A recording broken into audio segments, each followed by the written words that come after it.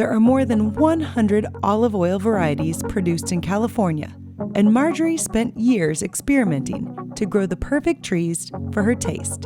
These are the kinds of shoots that have got to come off, and I don't worry about this in the wintertime because there isn't enough moisture on these. This has to be done on a regular basis.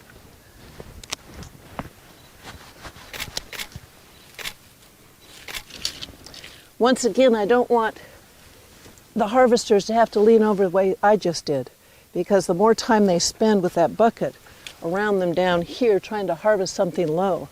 So I try to keep everything up at about 30, 36 inches, up to as high as this for harvesting.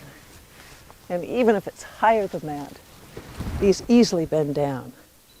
And then this is probably a good shot.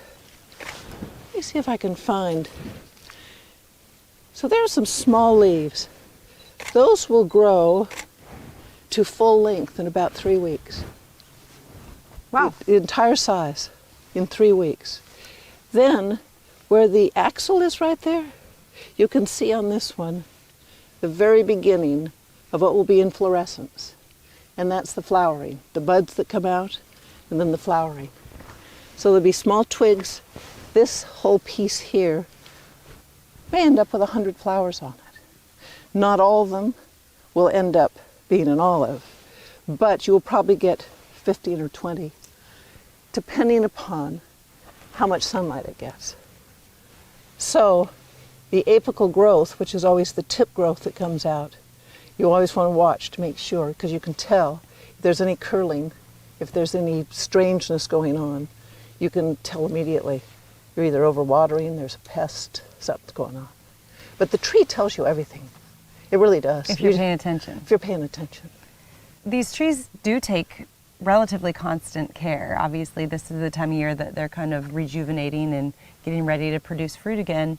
But is there a reason that you chose the varieties that you did to fit with your life? You are one person out here doing a lot of work.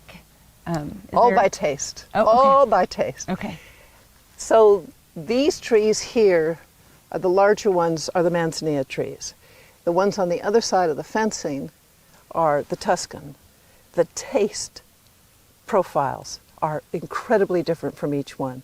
You'll get everything from eucalyptus to lavender to herbaceous taste. You'll get cinnamon sweetness that comes through in the oils. You'll get a grassy kind of hay taste. You'll get a woody taste. There's a whole series of tastes. When you get to each one of these trees, and you'll see I've got names on them all,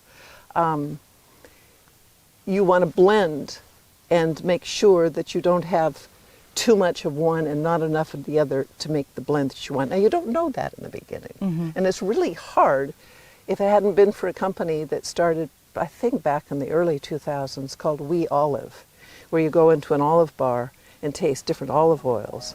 I had the fortunate pleasure of traveling all over the world and tasting olive oils. Spend time in the olive grove before heading into the kitchen for an olive oil tasting.